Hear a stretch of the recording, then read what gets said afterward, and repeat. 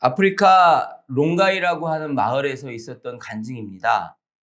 그곳에는 오랫동안 가뭄이 계속돼서 마을이 비참한 상태에 놓여 있었습니다. 마을의 유일한 수원이 되는 저수지가 오랫동안 비가 오지 않아서 말라버렸어요. 물을 막아서 식수를 공급해야 되는 그 댐이 있었는데 그 댐은 부서져 있었습니다. 그 마을 사람들은 점점 희망을 잃어갔고 너무나 힘든 상황에 놓여 있었습니다. 그런데 그 마을에 성령 충만한 한 목사님이 계셨습니다.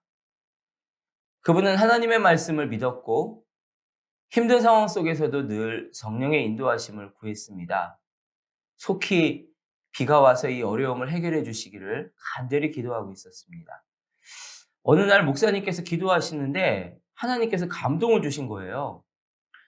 비가 올 거니까 온 마을의 성도들을 모아서 무너진 댐을 보수해라. 이렇게 말씀해 주셨어요.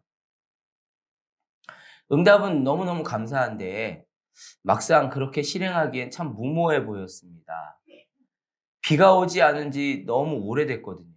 그리고 비가 올 기미가 전혀 없었습니다. 어떤 뉴스 예보에서도 절대 비가 올 것이라고 하는 소식을 전하는 곳은 없었습니다. 그렇지만 하나님께서는 분명하게 말씀하셨고 목사님과 성도들은 하나님의 인도하심을 믿고 순종했다고 그래요. 사람들한테 마을 사람들한테 미친 사람이라고 하는 소리를 들었대요. 그런 소리들을 들어가면서 댐 보수 공사가 이제 끝냈어요. 근데 정말 얼마 안 돼서 그 마을 위에 비구름이 형성이 됐어요. 그리고 보수한 댐에는 물이 가득 채워졌다고 합니다. 이야기는 여기서 끝나지 않습니다. 이 마을의 토지는 굉장히 척박하고 또 이미 알칼리성, 독성으로 오염이 돼가지고 농작물이 자라기가 너무나 힘든 환경이었다고 합니다. 그런데 하나님께서는 마을의 부흥을 위해서 간절히 기도하는 그 목사님에게 그 빗물이 가득 고인 댐과 웅덩이들 주변에 농작물을 심으라는 감동을 주셨습니다. 목사님은 온 마을 사람들을 모아놓고 댐과 웅덩이 주변에 농작물을 심으라고 했어요. 목사님은 하나님께서 이 농작물을 자라게 하실 것을 믿고 있었습니다. 특히 하나님을 믿는 사람들이 심은 농작물은 더욱 축복을 받을 것을 확신했습니다. 그래서 하나님의 기적을 불신자들의 눈에 더 잘 보이게 하려고 성도들을 불신자들의 중간중간에 배치해서 농작물을 심게 하였다고 그래요. 첫 번째 수확기에는 믿는 자나 믿지 않는 자나 할 것 없이 모든 사람들의 농작물이 풍년을 이루었습니다. 그리고 나서 첫 번째 추수기가 지났는데요. 이 두 번째 추수기에는 불신자들의 농작물은 수확을 거두지를 못하고 거의 실패를 했대요. 그런데 성도들의 농작물은 이번에도 큰 수확을 거두었다고 합니다. 그리고 그 다음에도 한 번 더, 또 한 번 더. 성도들의 작물은 계속해서 수확을 거두었다고 그래요. 그런 간증을 이제 제가 들었어요. 여러분, 기적은요, 영혼이 형통한 결과로 오는 것임을 믿으시기 바랍니다. 하나님과 영혼이 잘 된 그 한 분을 통해서 한 마을이 살아났어요. 여러분의 영혼이 하나님의 말씀에 순종하고 하나님과의 관계 속에서 형통하시기를 예수님의 이름으로 축복합니다. 오늘 말씀에서 사랑하는 자여 내 영혼이 잘됨 같이 내가 범사에 잘되고 라고 말씀하셔요. 여러분의 영혼이 잘되면요, 범사에 잘되고 강건하게 됩니다. 많은 사람들은 육체가 잘되면 정신적으로 편안해지고 또 정신적으로 편안해지면 그때 영적인 신앙생활을 잘하게 될 거야 라고 생각해요.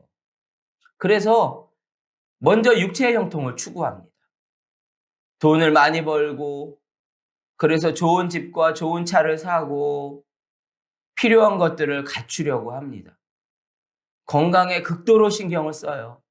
매일매일 건강 보조제를 챙겨 먹고 헬스클럽을 다니고 수영장을 다니고 주말에는 특별히 시간을 내서 할 수 있는 모든 운동을 또 해요. 돈이 많아지고 육체가 편해지고 형통해지면 정신적으로 편안함이 올 거라고 생각하는 거예요. 그러면 영적인 생활, 신앙생활도 뭐 넉넉하게 잘할 수 있을 거야 라고 생각하는 거예요. 그러나 여러분 생각해 보세요. 좋은 집을 사고 좋은 차를 산다고 해서 그 기쁨이 오래 갑니까? 그냥 뭐 한 달, 길면 6개월, 그냥 잠깐 소유에 대한 기쁨을 누릴 뿐이죠. 얼마 안 가서 또 새로운 부족함을 느끼고 또 새로운 문제에 부딪히고 그래서 힘들어 합니다. 그리고 육체가 편안해져서 졌다고 해서 신앙생활을 더 잘하게 되나요? 오히려 더 현실과 타협하면서 더 편안함을 누리려고 하고 이런저런 핑계를 대면서 신앙생활을 게을리하기가 더 십상이죠. 육체적인 형통을 추구하느라 많은 시간들을 보내고 그런 과정에서 또 많은 문제에 부딪히면서 또 수없는 시간들을 허비합니다. 문제에 부딪히면 우리는 또 얼마나 많은 시간들을 머리를 쥐어짜며 해결책을 찾으려고 노력합니까? 해답이 있으면 아는데 그게 뭔지 모르니까 어떻게 해서든 해보려고 늘 그냥 머리를 쥐어짜면서 고민 속에 살잖아요. 그렇게 많은 세월과 시간을 보내고 신앙생활은 제대로 하지도 못하면서 결국 우리는 인생의 종말을 맞이하게 되지요. 여러분, 여러분의 영혼을 신경 쓰십시오. 여러분의 영혼이 하나님과 형통하는 데 우선순위를 두셔야 합니다. 여러분의 육적인 환경이 좋아진 후에 영혼을 신경 쓰겠다고 하는 생각은 정말 어리석은 생각입니다. 내가 돈을 많이 벌면 신앙생활을 잘할 수 있을 거야. 정말 어리석은 생각입니다. 여러분의 영혼이 잘 되면 하나님께서 주시는 평안을 누릴 수 있는 거예요. 여러분의 영혼이 하나님과 형통하면 하나님의 인도하심과 보호하심을 받을 수 있습니다. 여러분의 영혼이 잘 되면 마음과 정신이 편안해지고요. 정신이 건강해져요. 그리고 마음과 정신이 건강해지면 육체가 건강해지는 겁니다. 그러면 범사의 일이 형통해지게 되는 것이죠. 이 놀라운 하나님의 비밀을 믿으시길 바랍니다. 오늘 우리에게 주신 이 말씀은요, 인생을 승리하는 정말 놀라운 비밀이고 지혜입니다. 여러분의 영혼이 하나님과 형통하시길 바랍니다. 그러면 범사에 잘 되고 강건해질 것입니다. 할렐루야! 잠깐 기도하겠습니다. 하나님, 내 영혼이 잘됨 같이 네가 범사에 잘 되고 형통하기를 원하노라. 날마다 주님 앞에 이 말씀을 기억하면서 하나님, 우리의 영혼이 하나님 앞에 형통하기를 기도하는 하나님의 사람들이 되게 하여 주옵소서.